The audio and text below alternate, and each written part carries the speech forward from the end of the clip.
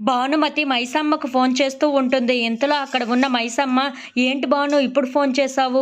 గౌతమ్ కోసం ఏదైనా విషయం తెలిసిందా?" అని చెప్పేసైతే అడుగుతూ ఉంటుంది. ఆ మాటలు వినగానే అక్కడ ఉన్న భానుమతి అయితే, "అవును, గౌతమ్ ఇప్పుడు ఎక్కడ ఉన్నాడో నాకు తెలుసు" అని చెప్పేసైతే అంటూ ఉంటుంది. ఆ మాటలు వినగానే అక్కడ ఉన్న మైసమ్మ అయితే, "ఎక్కడ ఉన్నాడు గౌతమ్? నాకు కాస్త చెప్పు" అని చెప్పేసైతే అంటూ ఉంటుంది.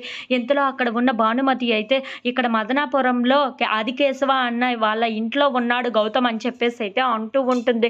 ఆ మాటలు వినగానే అక్కడ ఉన్న మైసమ్మ అయితే ఒక్కసారిగా షాక్ అయిపోతూ ఉంటుంది. ఏంటి, ఆదికేశవ వాళ్ళ ఇంట్లో ఉన్నాడా గౌతమ్ అని చెప్పేసైతే అడుగుతూ ఉంటుంది. ఇంతలో అక్కడ ఉన్న భానుమతి, "అవును, అక్కడే ఉన్నాడు. ఒక పనివాడిలాగా పని చేసుకుంటూ ఆ ఇంట్లోనే ఉన్నాడు. మీరు త్వరగా వస్తే వాడిని తీసుకొని వెళ్ళొచ్చు" అని చెప్పేసైతే అంటూ ఉంటుంది. ఆ మాటలు వినగానే అక్కడ ఉన్న మైసమ్మ అయితే, "సరే, నేను ఇప్పుడే అక్కడికి వస్తున్నాను. గౌతమ్ దగ్గరికే వస్తున్నాను. వాడిని ఎలాగైనా సరే ఈరోజు తీసుకొనే వెళ్తాను" అని చెప్పేసైతే అంటూ ఉంటుంది. ఆ మాటలు వినగానే అక్కడ ఉన్న భానుమతి అయితే చాలా సంతోషించి ఫోన్ కట్ చేసేస్తూ ఉంటుంది. ఇంతలో మల్లిక, బుజ్జి ఇంట్లో ఉన్న వాళ్ళందరూ అయితే చాలా సంతోషంగా సీతారాముల కళ్యాణాన్ని కోసం అని చెప్పి విగ్రహాలు కడుగుతూ చాలా సంతోషంగా ఉంటూ ఉంటారు. అటువైపుగా వెళ్తూ ఉన్న గౌతమ్ అక్కడ ఉన్న మల్లికని చూసి చాలా సంతోషిస్తూ ఉంటాడు. "నా కూతురు ఎంత బాగుందో కదా ఈ గౌన్‌లో, ఆ గౌన్ నేనే కదా గిఫ్ట్‌గా ఇచ్చాను" అని చెప్పేసైతే తన కూతుర్ని చూసుకుంటూ చాలా మురిసిపోతూ ఉంటాడు.